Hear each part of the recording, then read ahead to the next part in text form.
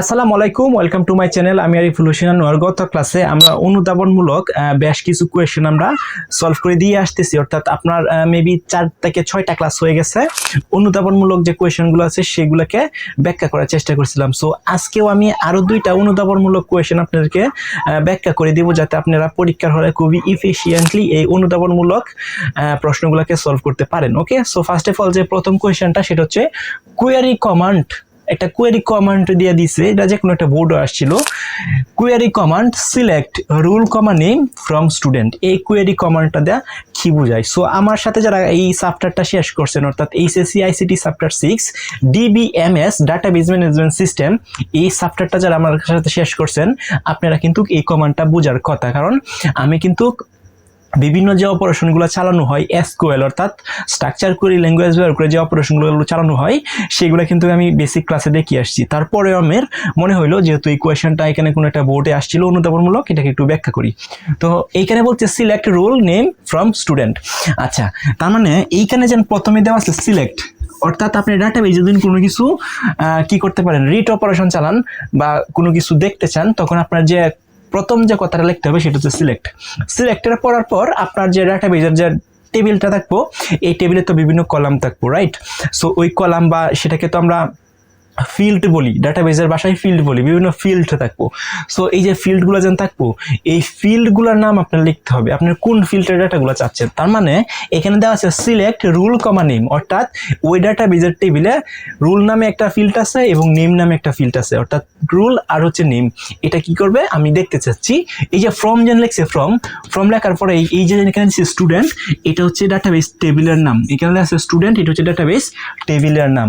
অর্থাৎ সিলেক্ট আপনার যে ফিল্ডগুলো দেখতে চাচ্ছেন সেই ফিল্ডগুলো লিখে দিবেন। এখানে দেওয়া আছে রুল আর নেম, অর্থাৎ রুল কমা নেম। আপনি যদি আরো কোনো ফিল্ড অ্যাড করতে চান তাহলে এখানে কমা দিয়ে আরেকটা কলামের নাম কিন্তু আপনি লিখে দিতে পারেন। আর যদি একটা দেখতে চান, ধরেন নেম নাই শুধু রুল, তাহলে শুধুমাত্র একটা লিখে দিবেন। এরপর এই যে ফ্রম যে কথাটা আছে, এই ফ্রম কথাটা কিন্তু আপনার লিখতেই হবে, কারণ এটা একটা রিজার্ভড কিওয়ার্ড, অর্থাৎ কোয়েরি ল্যাঙ্গুয়েজের রিজার্ভড কিওয়ার্ড ফ্রম। তাহলে ফ্রম পরে যেটা দিবেন এটা হচ্ছে আপনার টেবিলের নাম দিয়ে দিবেন, তার মানে টেবিলের নাম। তার মানে এই কমান্ডটা দুই কোয়েরি মানে কমান্ডটা চালানো হয় বা ল্যাঙ্গুয়েজটা ব্যবহার করে এই স্টুডেন্ট টেবিলের রুল আর নেমগুলা পিক করে চলে আসবে, আপনি দেখতে পারবেন। তার মানে এই যে কোয়েরিটা আছে, এই কোয়েরিটা কিন্তু এটাই বুঝাইছে। ওকে, ভেরি সিম্পলি। আচ্ছা, নেক্সট যে কোয়েশ্চেনটা আছে, আমি এটা একটু মুছে দিই। হ্যাঁ, মুছে দিলে হয়তো আমার হোয়াইট বোর্ডের জায়গা তো কম, দ্যাটস ওয়াই এগুলো একটু মুছে দিলে ভালো দেখায় আর কি। হ্যাঁ, আচ্ছা, এরপরে যে কোয়েশ্চেনটা সেটা হচ্ছে ডাটাবেজের ইন্ডেক্স ফাইল স্বয়ংক্রিয়ভাবে আপডেট হয়, মানে অটোমেটিক্যালি আপডেট হয়। আচ্ছা, ফার্স্ট অফ অল আপনার বুঝতে হবে ইন্ডেক্সিং কি। ইন্ডেক্সিং হচ্ছে একটা ডাটাবেজকে অপটিমাইজ করার জন্য, মানে ওয়েল অপটিমাইজ করার জন্য ডাটাবেজকে ইন্ডেক্সিং করা হয়। এখন ইন্ডেক্সিং মানে হচ্ছে ডাটাবেসের থেকে কোনো তথ্যকে খুব দ্রুত রিড করার জন্য বা দেখার জন্য ইন্ডেক্সিংটা করা হয়। সো এই যে ইন্ডেক্সিংটা যেন করা হয়, ইন্ডেক্সিংটা লাইক একটা কেমনে বলি, ইন্ডেক্সিংটা হচ্ছে একটা বইয়ের যে ইন্ডেক্স পেজ থাকে বা সূচিপত্র থাকে, লাইক দ্যাটস মিন একদম সিমিলার টাইপ অফ এরকম। ধরেন আপনার একটা ডাটাবেস, আপনার একটা বই আছে, ওই বইয়ের উপরে প্রথম পেজে যে একটা সূচিপত্র থাকে, এই সূচিপত্রটা যদি আপনি একটু দেখেন তাহলে আপনি দেখতে পারবেন যে ওই বইয়ের মধ্যে কয়টা অধ্যায় আছে, ইভেন ওই কোন অধ্যায়ে কি কি টপিক আছে সেটাও কিন্তু আপনি দেখতে পারবেন। তো উইথাউট এই সূচিপত্রটা, অর্থাৎ আপনার কাছে যদি একটা বইয়ের এই সূচিপত্রটা না থাকে, তাহলে আপনার কোন অধ্যায়ে কি কি টপিক আছে সেগুলো যদি আপনি একটা একটা করে খুঁজে বের করতে চান, তাহলে এটা সময় সাপেক্ষ ব্যাপার এবং এটা ক্রিটিক্যাল বলতে সম্ভব, বাট সম্ভব থাকলেও সেখানে কিন্তু অনেক সময় থাকবো, কিন্তু এই কাজটা ইফিশিয়েন্টলি হবে না। সো এটার জন্য কিন্তু আমাদের একটা বইয়ের সূচিপত্র থাকে। সেম টু লাইক দ্যাট, এই যে ডাটাবেজ থাকে, ডাটাবেজের একটা টেবিল থাকে, এই টেবিলের কোনো কলাম বা ফিল্ডের উপরে যদি আমরা ইন্ডেক্সটা করে দেই, তখন একটা ডাটাবেজের ওই টেবিল থেকে যদি আমরা তথ্যকে খুঁজে দেখতে চাই বা রিড করতে চাই, তখন কিন্তু খুব ইফিশিয়েন্টলি, খুব তাড়াতাড়ি কিন্তু এগুলো করা যায়। এখন একটা ডাটাবেজ বা একটা ডাটাবেজ টেবিলে কিন্তু মিলিয়ন ডাটা থাকে। সো এই মিলিয়ন ডাটা যদি আসতে লেটেন্সি করে, লেটেন্সি লাইক দ্যাট কেমনে বোঝাই, ধরেন আপনি যে সময় এইচএসসি বা এইচএসসির রিজাল্ট দেওয়ার সময় আপনি যে ডাটা, আপনার যে তথ্যটা, আপনার যে রিজাল্টটা কেমনে দেখেন, কোনো ওয়েবসাইটের মাধ্যমে দেখেন। আপনার যে লগইন ক্রেডেনশিয়ালগুলো আছে, আপনার যে স্টাডি ক্রেডেনশিয়ালগুলো আছে, যেমন ধরেন আপনার roll number, registration number, passing ইয়ার, এইগুলো দিয়ে তো আপনি চার্জ দেওয়ার পরে দেখবেন কিছুক্ষণ পরেই কিন্তু আপনার ডাটাগুলো আসে।